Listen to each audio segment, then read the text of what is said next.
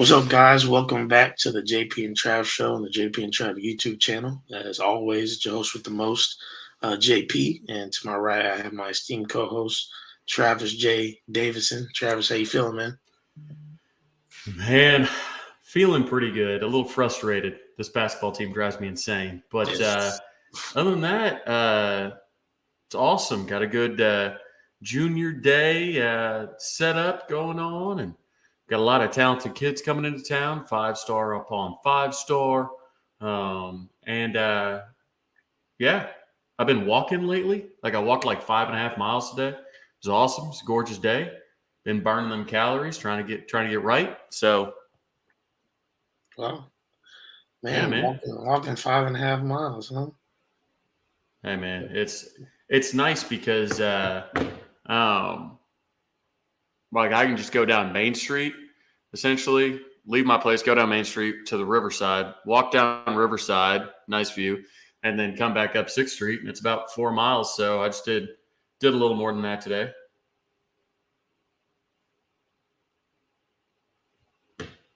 Yeah. Well, it was nice up here too. We'll walk. Mile will be one next Tuesday, which is crazy to think about. So we That's just try insane, and get man. her outside more and active and everything like that. So that's good, man. Yeah, I'll have to catch up to you walking 5.5 miles. Oof, it's a lot.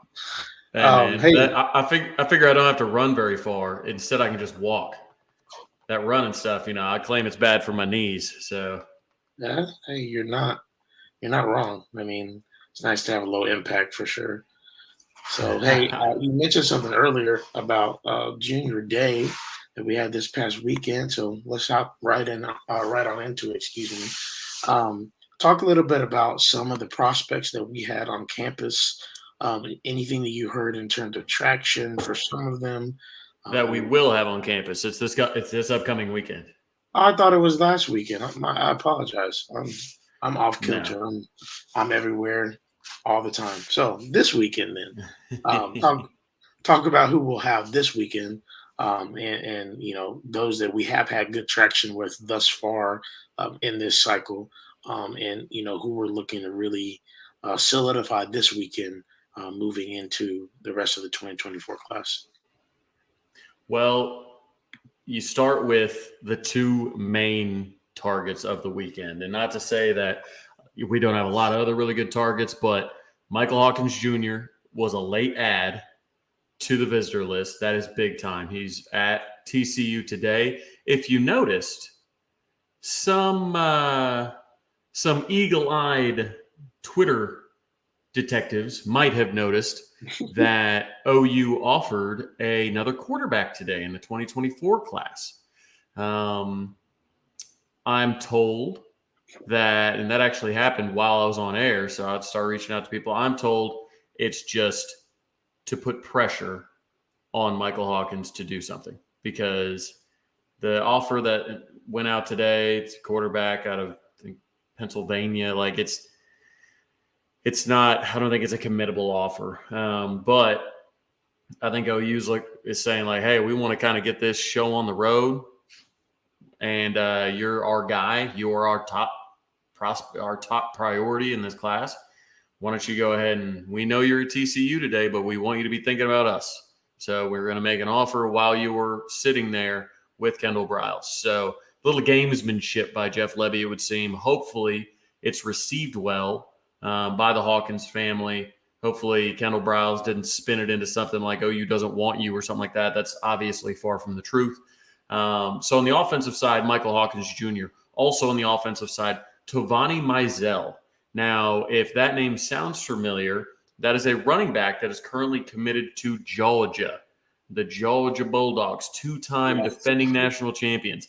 And the fact that DeMarco is getting a guy that's committed to Georgia and two-time national champion, I mean, has been committed for a decent while, to come to a junior day speaks volumes. I'm not predicting a flip by any means, but I wouldn't be shocked if Tovani Mizell ends up in the class. I do think that the running backs in this class will be Caden Durham and James Peoples. But More on that later, I'm sure. We've got on the defensive side, we've got two different defensive linemen, which is crazy. Two top, I think, 4 defensive linemen in the class. Williams Waneri, who's the number 1. And then you've got Edric Houston, who I think is 3rd or 4th, something like that. Both of them are going to be on campus. So I know a lot of people we like to talk about the main 4 defensive linemen we're going after, right? Williams Waneri, David Stone, both the 5 stars, obviously David Stone originally from the Del City area. Sadavian Sims from Durant, Oklahoma, trains down there with our friend Sean Cooper with C4. A lot of people call him Day Day. So Sadavian Sims. And then Nigel Smith from Melissa, Texas. Nigel Smith, I think, will be in 5-star status. He is probably my favorite recruit in the class right now that I think is going to end up in Norman. Just plays a lot stronger than his size. Got a ton of built-up power. Anyways, just a stud defensive lineman. So you add to that another guy ranked higher than 2 of those guys in Edric Houston in town. I mean, it's definitely a bounce back time for Todd Bates as far as that goes. But yeah, a lot of studs in town. There's still word Kobe Black might come to town. Kobe Black is a 5-star corner out of Texas. Jay Valai's done an incredible job at that room, really been closing on a lot of guys. He's a great recruiter of his own right. Getting a guy like Kobe Black even on campus would be a big deal because not a lot of 5-star defensive players in general have been coming to these. But, we have 3, if he comes, 3 to 5-star defensive players. That's big time. So lots to look forward to for this junior day. Yeah, and I'm gonna be real. Obviously, I'm not ever gonna get on here and try to fake it. Obviously, I thought Junior Day happened last weekend. I've been knee deep in. I'm on the committee for the association I'm in for our regionals, and we have state finals this weekend.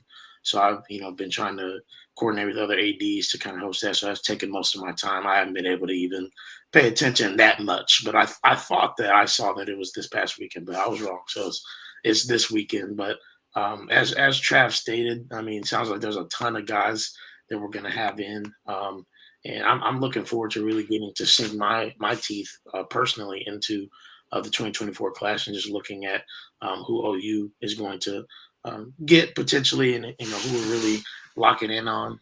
Again, Trav did a great job breaking that down, and I think that hopefully we can get some of these big defensive linemen that are in this class, these highly rated defensive linemen. One, so obviously we can have the pass rush we want to have for Brent Venables' scheme. But secondly, selfishly for me, I want people to stop talking about Todd Bates like he ain't all that because exactly they just talk out the side of their mouth about him. So hopefully, again, some of these guys will shut people up, and hopefully the year we have this year, right, shut people up. That's the one part of that. This is the year. It sets up rather nicely with 2 top 50 defensive linemen being from Oklahoma. Yeah. And with Nigel Smith being just right across the Texas state line. Sadavian Sims actually goes to school in Durant, but he lives in Texas. So he's truly a Texoma guy.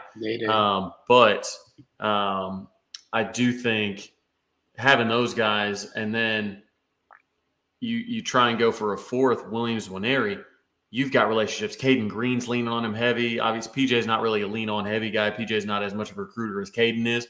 But you've got, he plays for a Sooner legacy in Jamar Mosey. He plays with Isaiah Mosey, who I think probably will end up a Sooner at the end of the day. But that's the thing. This is the class to bounce back on defensive line recruiting from last cycle. So if not now, then never. Absolutely. So, we'll see how things go. And obviously I know not only this, but we'll have the Champy barbecue in the summer and everything like that. Should be good for recruiting and moving forward. So we'll talk about that next week and we'll see how it goes. The next topic we had that we had put on Twitter, on our new Twitter account, JP and Trav Show. Make sure you follow us at JP and Trav Show. Go ahead and follow it. You'll find content from a lot of different episodes that we've had there. We'll do Throwback Thursdays every Thursday. We got some lined up for that, and then you guys know we love talk about food on this show, from plenty of this or that. So we'll do that on Friday. Foodie Friday is what we're calling it. So just pay attention to that. We'll be retweeting it, and you guys will see that. Please make sure you follow it. Please make sure you engage. When we post things on that account, really helps us as well. And we wanted to put everything in one spot for you guys. So with that being said, one of the other topics we mentioned we were going to talk about is the current dilemma of the ACC and the Pac-12 when it comes to this new era of college football. Obviously, we've seen the moves the SEC has made with Oklahoma and Texas. We've seen the move that the Big Ten has made with USC and UCLA. So with that being said, when you talk about the Power Five conferences, where do the ACC and Pac-12 go from here? The Big 12 obviously has at least brought some other people in, like BYU, Houston, UCF, and Cincinnati, to at least bolster some more. Although some of them, are lower Power Five schools, a lot of them have had successful years as of late, and you could say that that's an exciting thing. They have a new commissioner in Brett Yormark, so it looks like they have some traction at least going as we're leaving. But the ACC and Pac-12, they just seem to be standing pat. So if you're in the chat, go ahead and give us your opinions of it. Trav, what do you think of this, man?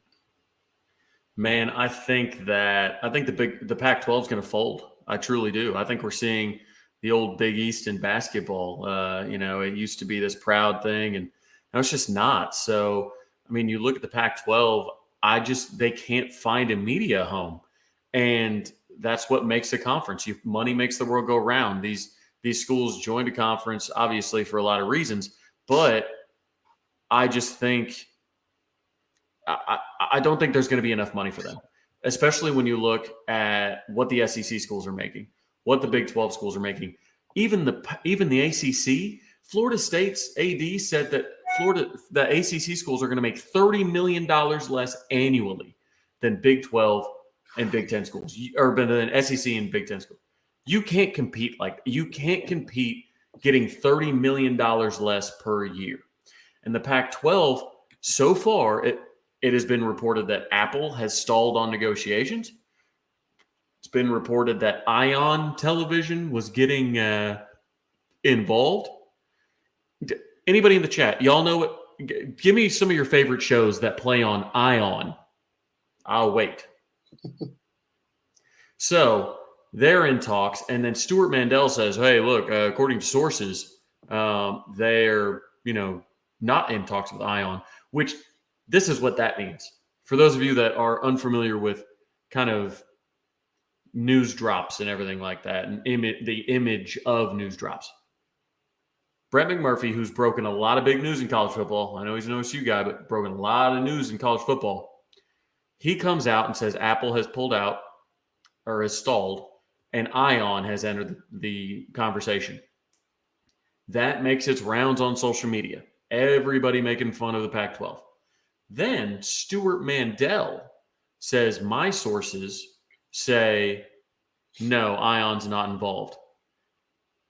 What happens is somebody in the Pac-12 says, hey, Stuart, say that those reports are wrong because it's making us look like idiots. That's exactly what happened. Yeah. Brett McMurphy, who has broke a lot of news, would not make up Ion out of midair. I mean, maybe like somebody would joke about that. This is a legit reporter, and he was the one that broke all that Zach Smith, Urban Meyer stuff back in the day, if you guys remember that going down. Like, he's broken big stuff. He's not just going to make up Ion. So that being said, the Pac-12 schools, Brett Yormark, on the other hand, with the Big 12, he said, what did he say? The Big 12 is open for business. Open for business means I'm going to be aggressive, coast to coast. We want to be in all 4 time zones. That's what he said. He wants to be in all 4 time zones. So with that, I think Brett Yormark has been on the phone with Arizona, Arizona State, Utah, and probably Colorado. Colorado, Utah, Arizona, Arizona State. And if he can say, hey, look, we can get up to 16, that magic number 16, we can get there. You don't want to be the last one on this sinking ship, abandoned ship. And it's not like they have some massive media rights buyout. Like the ACC, Florida State would have a $120 million buyout to get out of their deal. But their deal goes through 2036. So, I mean, that's a bargain at that point to get out, 13 years early. That's a pretty good deal. Especially when you think, okay, if we can make an extra 13, 14 million a year in TV deal or TV rights, then it'll pay for itself. We'll make more money if we leave after paying $120 million. So with the Pac-12, they don't have that. Like they're negotiating their media rights deal. If I were Pac-12 ADs, I'd be talking with Brett Yormark and say, let's go. Let's meet. When can we talk contracts? Because the Pac-12 is a sinking ship. It's done. USC and UCLA, that TV market brought them so much money. Even though people say nobody in LA cares about football or college football, it doesn't matter. The LA TV market, that's what matters. That's why the Big Ten wanted them. That's why Big Ten wanted UCLA. So as far as the Pac-12 goes, I think they're folding. It would be such a shame because we've seen some good things come from the Pac-12 before, but I don't know. Like you said, where do they go from here? They lost by far their biggest contributor in USC, and UCLA is not the hugest of losses, but I mean, if you're just relying on and they were struggling as it was, right? I mean, nobody's staying up and watching Pac-12 football. Yeah, Pac-12 after dark. Yeah, there is nothing that made it exciting. Even with Caleb Williams this year, who won the Heisman, a lot of people I saw his stats. A lot of people didn't even stay up and watch him play because it was at butt crack o'clock. People want to get sleep. And so it's like, why are we going to, force our kids to play on something that, their families or even just mainstream media will not be able to peddle all the time. It doesn't do good for NIL. It doesn't do good for, other things. Obviously, again, Caleb Williams is himself, so he promotes himself, but you know what I mean?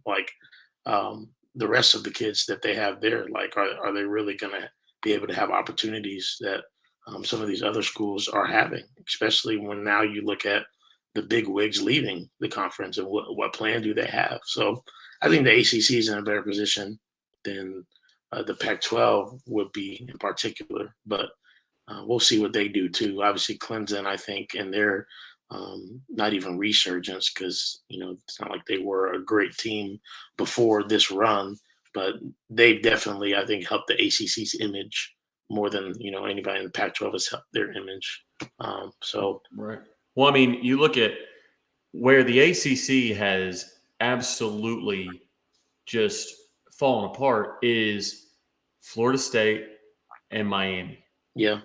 Those schools were supposed to carry them. Yep. I mean, they're in the hottest recruiting beds. They've got 2 out of the 3 schools in the hottest recruiting bed in the country. And you can't field competitive teams annually. But that's the thing. It's a blessing that Clemson got good because the ACC relying on Florida State and Miami as kind of their flag bearers, if you will. That's rough. But then again, like I said, Miami and Florida State and Clemson, those are the 3 big dogs in the ACC. Simple as that. It was reported by the AD that Florida State gets 15% or makes up for 15% of the annual revenue, for the ACC. Yet they only get 7% of the earnings. So there's going to have to be some things change. Whether that, I think it's the ACC is going to have to fold to doing unequal distribution. They're going to have to either match or come close to. If they can close that gap from maybe getting, I don't know, 10.5%, I mean, that's pretty significant. That'd be enough to at least compromise. But the problem is they're not going to.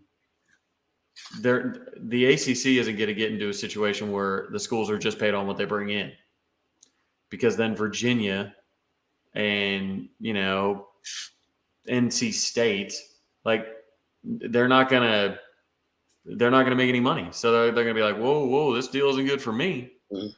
It's the exact same thing that would have happened if the Big 12 paid OU and Texas what they brought. It was estimated at a certain time that OU and Texas were bringing 50% of the television revenue. I mean, is Texas Tech, Iowa State, Kansas, Baylor, like, are these schools? There's a reason none of them have been picked up by, the Big Ten or the SEC. Like, they don't move the needle TV wise. Brett Yormark has done a good job so far, but man, like it's really fascinating. I mean, college football is changing as we know it, right in front of our eyes. Yeah, and it's kind of like the conversation that we had before when Thor was on here. Like, at the end of the day, it's going to affect recruiting, and when you look at the SEC footprint of draft prospects that have come out of there, like it's already affect recruiting as is, and now with what we've done as in Oklahoma and Texas going to the SEC, there's going to be more money peddled around until the NCAA makes a decision on what they're going to allow, what they aren't going to allow. It's going to be free reign, and the big dogs are going to eat.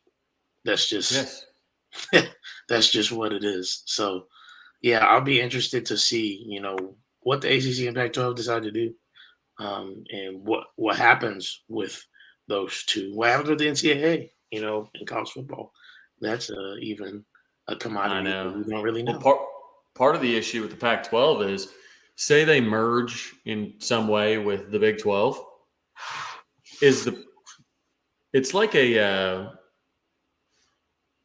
politician voting for term limits. It's never going to happen. Right. Because what politician will vote themselves out of a cush job? None, right? Yeah.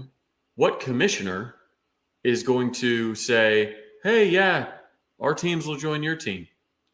Oh, now I'm not a commissioner of a conference anymore, which is a pretty sweet gig.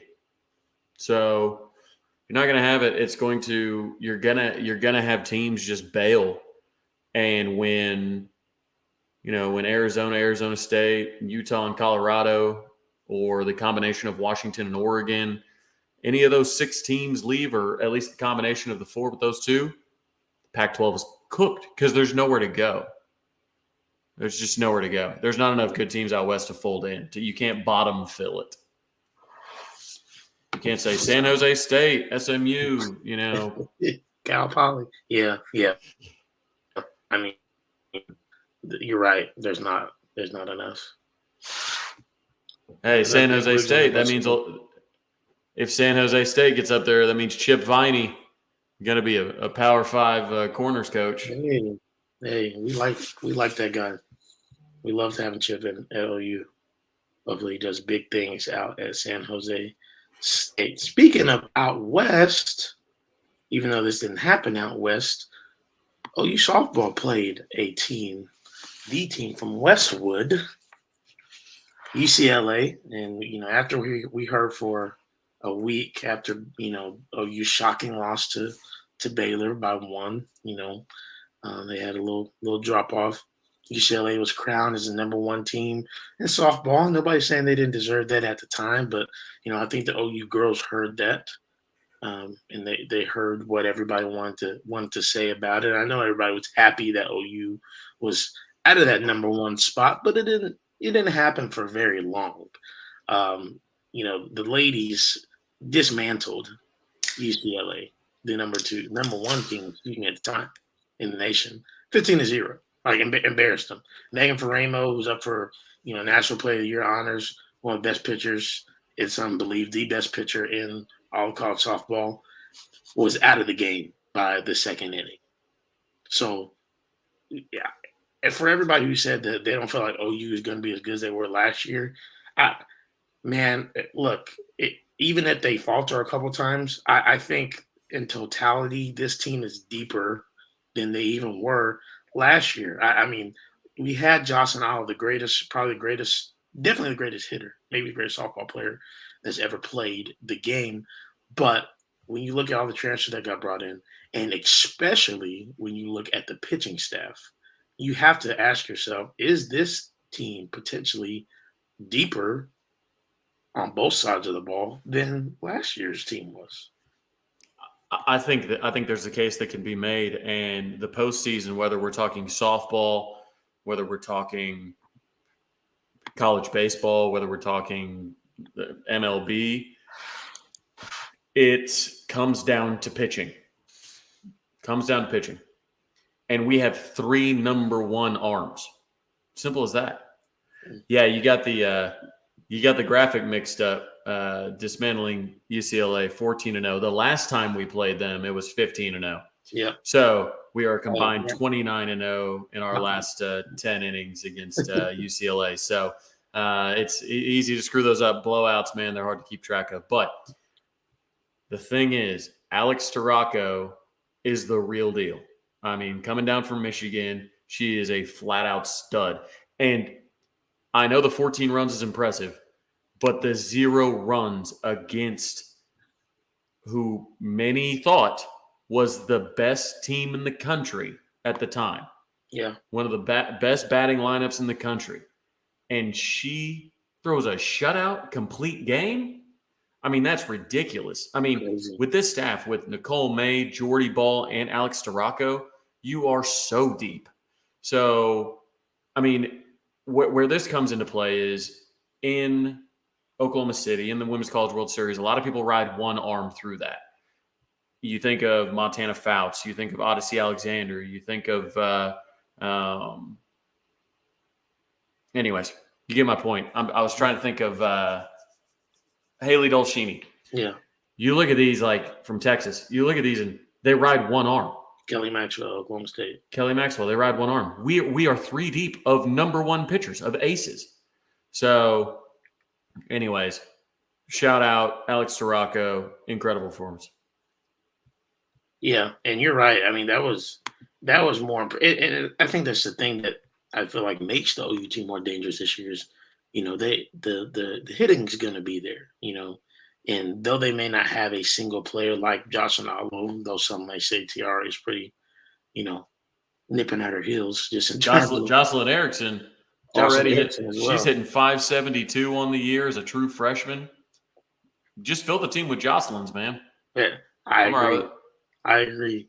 But yeah, I mean, you hit the nail on the head, Trav. Like, just be able to have pitchers like that. Nicole May has looks like she's come a long way in the last couple of years, and this year is dealing. Jordy's Jordy, and then for Alex Tarraco to do what she did, just bodes well for the future. I think Patty said it best after they lost to Baylor. This is she embraced this is great. this is probably one of the best things that could happen to us. And so it's like, hey, y'all can laugh at a February loss if you want to. You didn't want that to happen, dog, because like it looks you like you don't want this smoke. You don't want these problems. No, and you bring up a great point. I guarantee you, UCLA did not want OU to lose before them. I guarantee you, because they didn't want the beast to be poked. The bear to be poked. Say, oh, they lost to Baylor, and then you give Coach Gasso all the fuel in the world, all the gas in the world to get her team fired up. And when OU's playing their best, ain't not a team in the country that can literally keep it from being a run rule. Like, not a team that can keep up with them, but not a team that can make it to inning 6 on the team if OU is playing well. Yep. Straight up. I wanted to pause. Make sure you guys hit that like button. Those of you that are in here, appreciate you guys being with us. Make sure you share with your friends. Get people in here. Just get people to watch the show throughout the week and the weekend. We appreciate all of your support throughout these last couple of years. Looking forward to the rest of the off season and getting back into football season. But we love to talk about all sports here. Speaking of all sports, as we just talked about our softball team, it's time to talk about OU men's basketball team. They continue to show flashes every so often of being a good team. Like when they defeat who was the last team they defeated? I know we just lost to Kansas State. So we beat Kansas State, and then we beat Iowa State, Yes, 2 ranked wins, and then we lose to we Kansas lost to State Kansas tonight State at Kansas State on their senior night. Yes. Correct. Yeah, so you beat two good teams like in the Big 12 is a gauntlet. Don't get me wrong, everybody knows that, right? But you lose to teams like that, and even getting blown out to teams that you feel like you should be more competitive with. And I think a lot of people obviously are asking: Is Porter Moser the guy? Is it his issue? Is it just we need to get better recruit? What is the deal? How can we get to some more consistency? And you know, obviously the bright side of it is kind of the opposite of football. You're not going to the SEC to have to worry about, oh, we have to build up to the SEC. The SEC has some good teams in it, basketball wise, don't get me wrong, but we're definitely downgrading when it comes to basketball. So then you look at it and you say, are we looking at moving on from, and I'm not saying I believe this, but are we looking on and moving from Porter Moser, even though we're moving to the SEC, or do you give him a year in the SEC and see how he fares there? Yeah, I think Porter has proved even tonight throughout the season that he can recruit high school. He's just got to get better at recruiting the portal. When there were 2 minutes left in the game, we were starting our show. I tracked it. We start 2 freshmen, true freshmen, Milo Suzan and Otega Owe. They combined to go 15 for 26, 3 of 5 from the three-point line for 38 points combined. So the 2 true freshmen that start combined for 38 points on 60% for 3, and I can't do that percentage off the top of my head. Better than about 60% from the field. Now, if you take the other 3 starters, they are all seniors, Jalen Hill, Tanner Groves, and Grant Sherfield. They went 5 of 20 for 25%. Three-pointers, they went 2 for 11, and then they combined for 15 points. Your 2 true freshmen can't double the amount of points, way more than double the amount, about 2.5 times the amount of points than your 3 seniors. That is just absolutely unacceptable. So we got 2 very talented small forwards coming in next year. Caden Cooper is the one that everybody's going to be really excited about. He's the number 48th player in the country. So we got the 48th and the 93rd ranked players in the country next year. He and Otega Owe and Milo Suzan, they're going to be one of the better backcourt duos in the country, and if not next year, then the year after that. So I have a lot of confidence that with this type of freshman guard play, you can go get better big guys out of the portal. Part of the problem is, and this is going to sound mean, but your big guys that you bring in the portal cannot be 2 tall guys. They need big guys. Tanner Groves, love him to death, but he's a tall guy. He doesn't play like you saw Kansas State, you see OSU, you see KU. They got big guys. There's a difference. Yeah. Jacob Groves is 6'9", and we can't get him off the 3-point line. Yeah. So there's a difference when you're in the portal. You've got to get big guys. So I do think based on Owe and Uzan's and Bijan's ability to distribute, man, I think big guys are going to want to play here, maybe more so than in times past. Because if you think when you lose like Moshe Gibson, like specifically, like you lose that primary ball handler that's going to get the big guys the ball, right? So with two really good young guards, you should be able to get big guys to come in. You should. I think he will. Yeah. Yeah. I mean, like you said, you hit the nail on the head with the bigs. That has been the biggest issue. It's not, like you said, it's not being mean. It's just being truthful. Like the Groves brothers are just not built for Big 12 basketball in terms of being able to rebound consistently and being able to bang in the post. That's just how Big 12 basketball is. You have monsters down there, and you're not going to be able to have any consistency rebounding or having a low post presence when you have guys that are built like that. Now, can they? That doesn't mean they can't be part of a team. I'm not saying they're obviously Division I caliber, Power 5 caliber players. That's not what I'm saying. They can shoot. They stretch the floor well. That's good, right? No problem there. But again, in the league that we're in, they are bottom of the rung, and that's just being honest. You Yeah. know, and it's why OU is where it is. I mean, at the end of the day, like you said, you have guards that are capable, but they have to be able to have bigs that have a low post presence and not just be 5 out, and not have bigs that are able to drive. And for me personally, because basketball, as much as I love football, basketball is my sport. Like I play basketball in college and everything like that. Like that I coach basketball. Like if you're gonna have a 5 out type of big, he got to be able to drive and handle too. And the two bigs they have that are stretchers can't do that. That's the best type of 5 out that you can have is when you have bigs that can actually drive and they're athletic enough to drive as well. Then makes them harder to guard. But if all they can do is shoot, they're easy to guard, and that's the problem Right. as well. You know what I Right. mean? So I agree with you. I think Porter has to do better in the portal.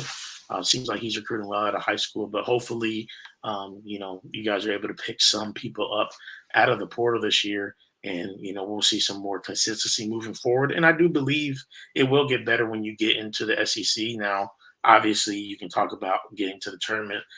The NCAA tournament is much different than like a college football playoff, right? Like we see crazy things happen every year in the NCAA tournament. So the goal is to get the best seeding you can get, and hopefully, being in a lesser conference, OU be able to have a couple more wins added to the schedule moving forward. Yeah. Couldn't agree more. And like I said, we've got two small forwards coming in. We already got two really good guards. Just got to get the big guy, and Yeah. we'll be a much better team. Yeah, 100%.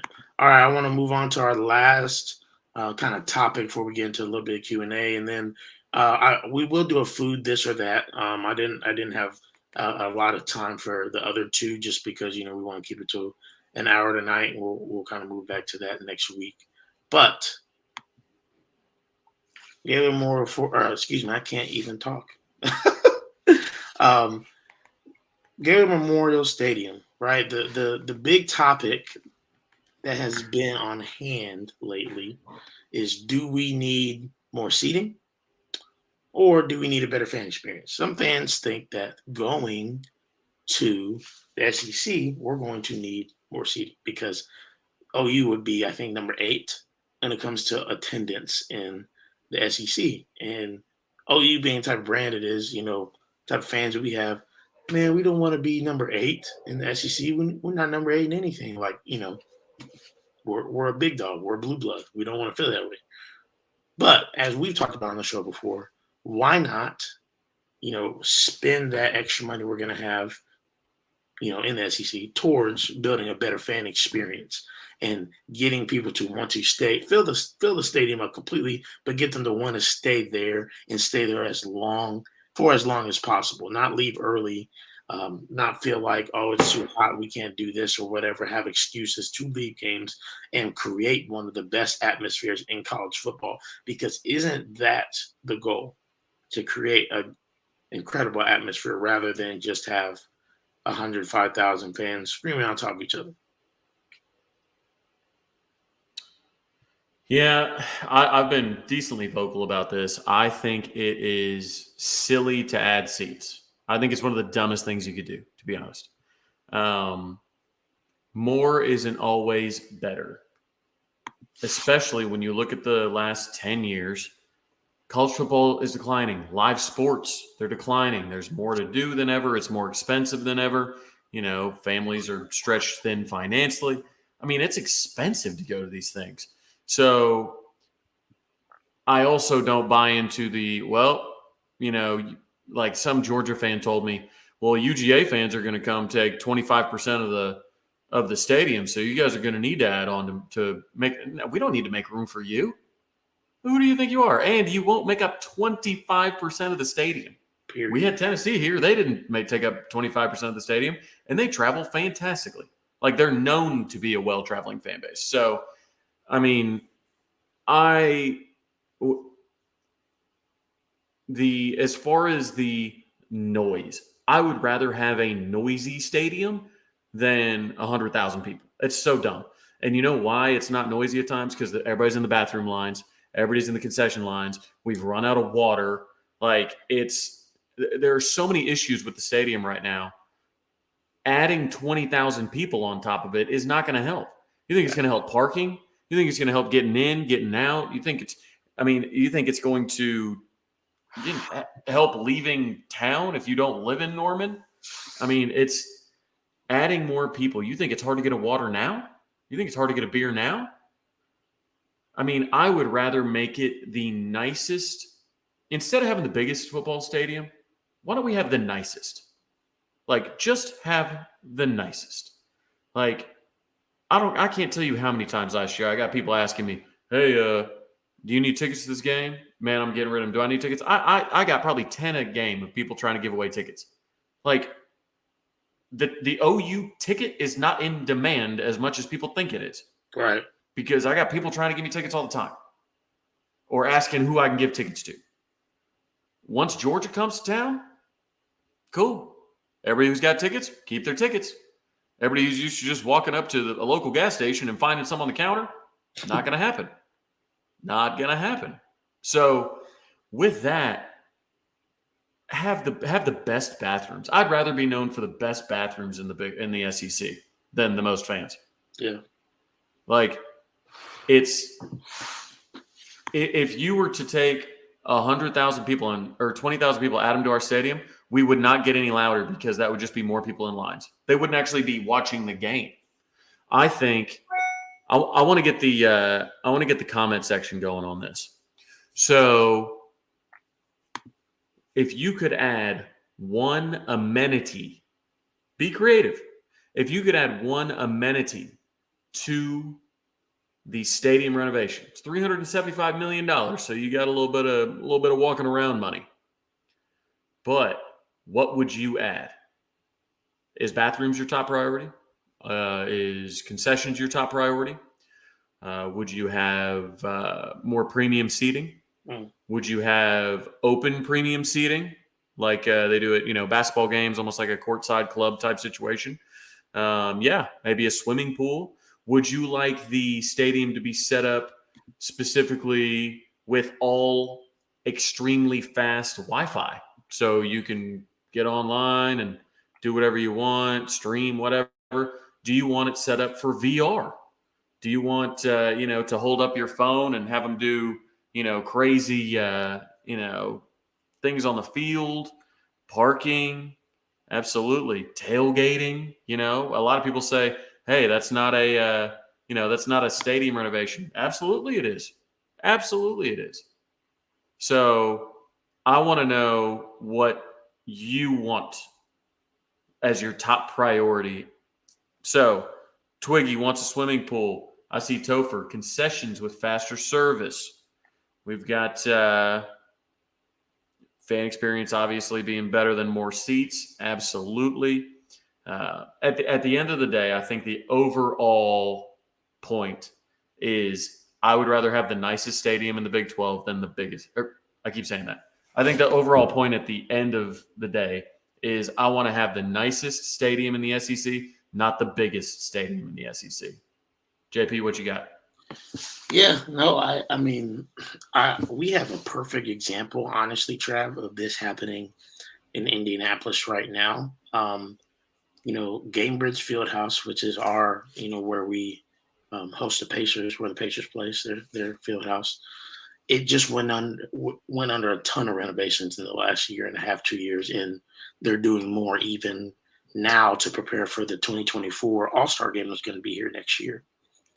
And when I tell you, I don't think I've ever enjoyed going to a Pacers games more. Me and my buddy got 10 game tickets this year, and like, yeah, the team has been better, but the experience at the games had, like, and I've been going to Pacers games since I was a kid. So like I've seen, I remember what it used to be like. I know what it is now, and they focus on the experience, not just, they didn't add more seats.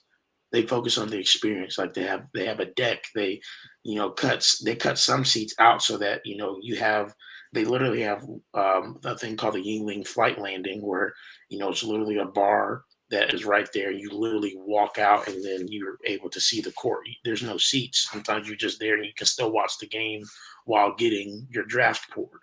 Like there's Chick-fil-A in there now that they didn't have before. They got a Steak and Shake, just literally just a shake bar, and like they crank out shakes like crazy, like different things like that. And obviously they're preparing for the 2024 All-Star Game. But the coolest thing for me that they're doing, they're literally building, and it's for the community too. They're building an outdoor court right next to it. That's like, it's almost like underground.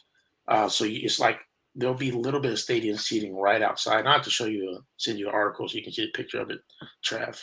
And sorry, Steak and Shake is like a Freddy's, like a We kind of have, like a Browns. I think we have Steak and Shake.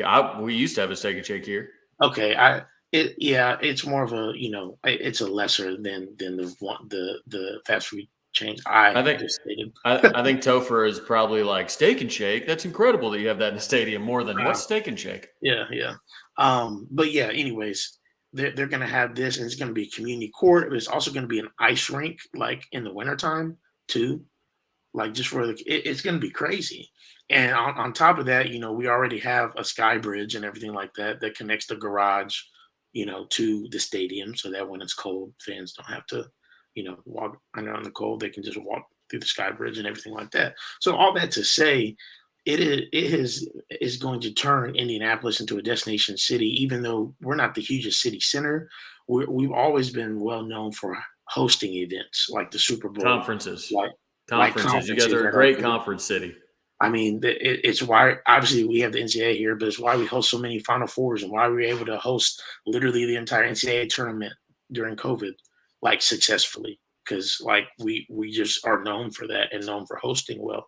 So that's, I think, something that I would hope that Oklahoma, the University of Oklahoma, chooses to do, is to build in a great fan experience, because you want people to want to come back, not only because they saw a great game, but also because they were comfortable while they were watching the great game, and they were able to get their food quickly and use the bathroom efficiently, and maybe have good Wi-Fi, and the seating was actually nice and decent. You know what I mean? Like, that's what you ultimately want to be known for, so that fans can come back. Like, you can say, "Oh man, that was a great experience sitting on next to and on top of somebody in a 106,000 seat stadium," but that's more of like a one-time experience. Like, oh, you had to be there that one time, but do you really want to go back consistently? And that's the question, that I think needs to be answered: is, are we trying to create one-time experiences, or like consistent experiences over time, so that fans continue to be in the seats, in my opinion.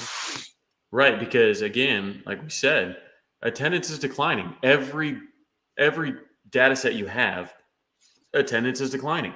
Simple as that. So that's how it's going.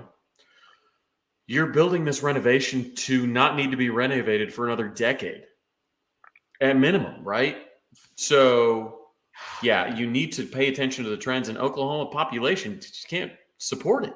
Yeah. People are spending money on Thunder tickets. They're spending money on NFL. They're spending money on local soccer teams and baseball and hockey and youth sports and all this stuff.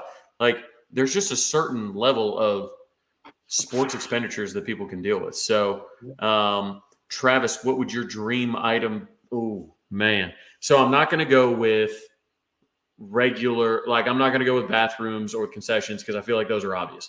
What I would love to see is some type of projection that they can do, much like the Las Vegas Golden Knights do on their hockey, rink for their pregame. I would love for the entire field to be treated as a screen.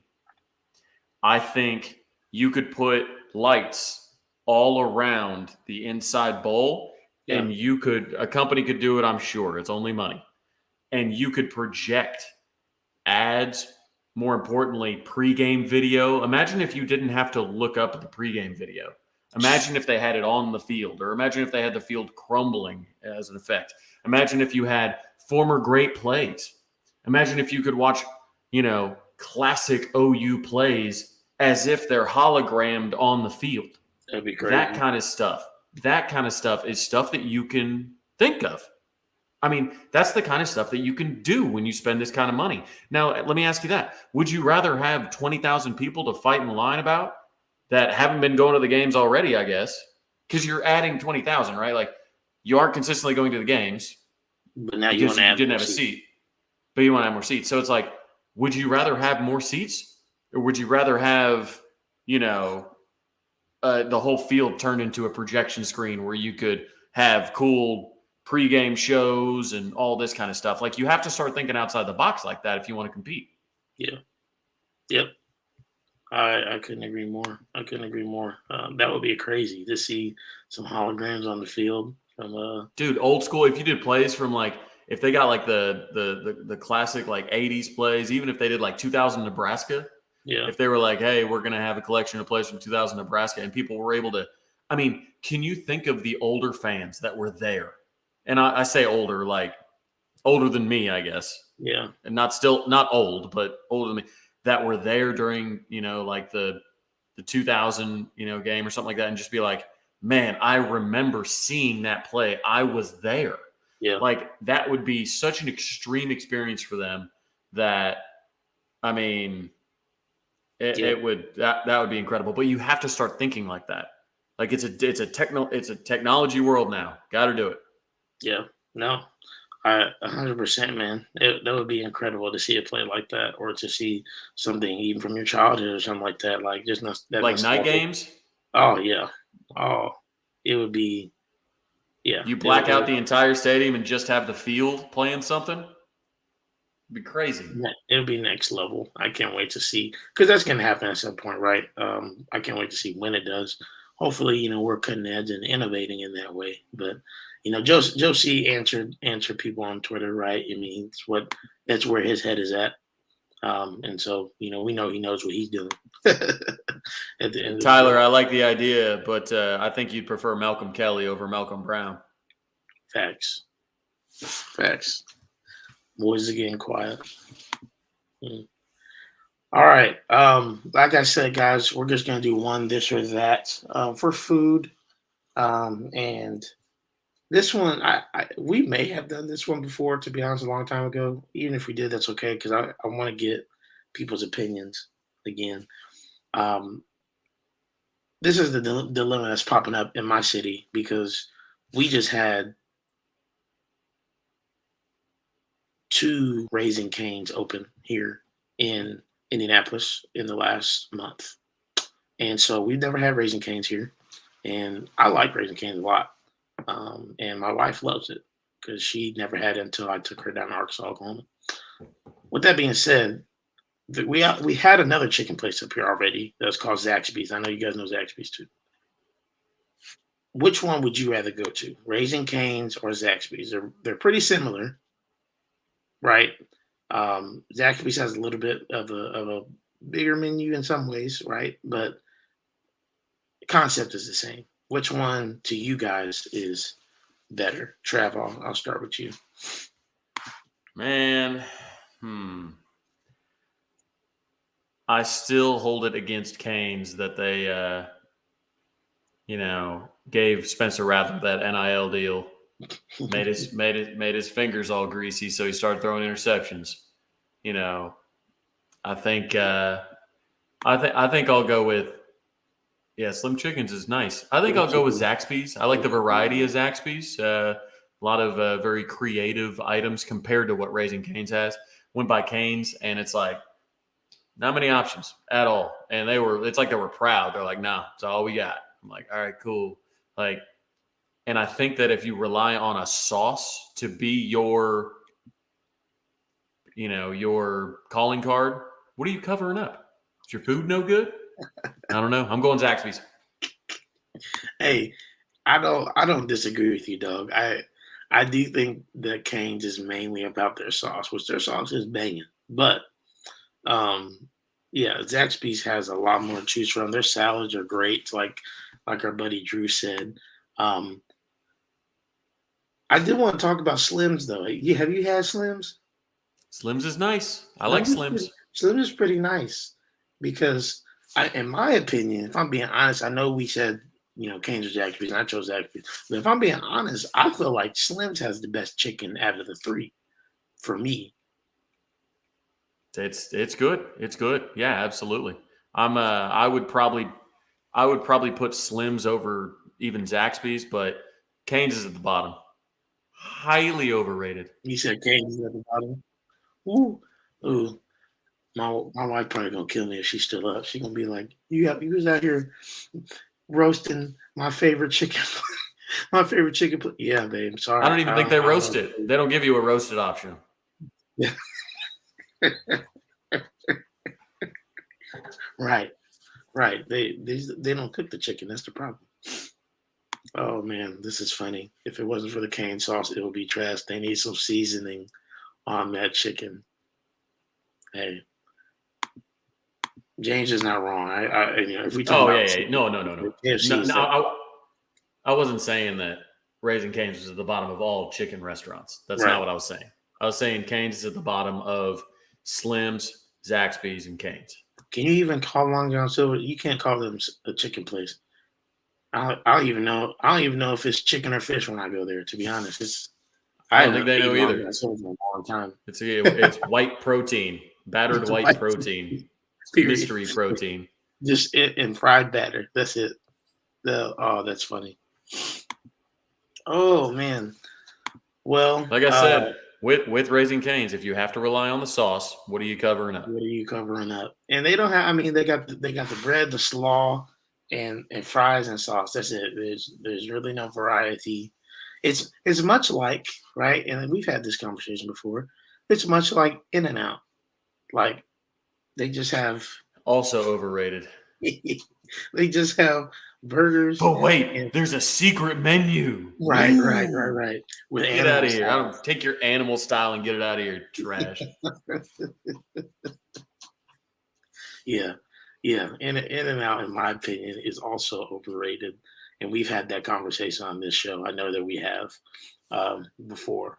No matter what y'all say, it's overrated. It is. They don't have that much else to give. I'd rather have Steak and Shake than In-N-Out, if I'm being honest with you. Absolutely.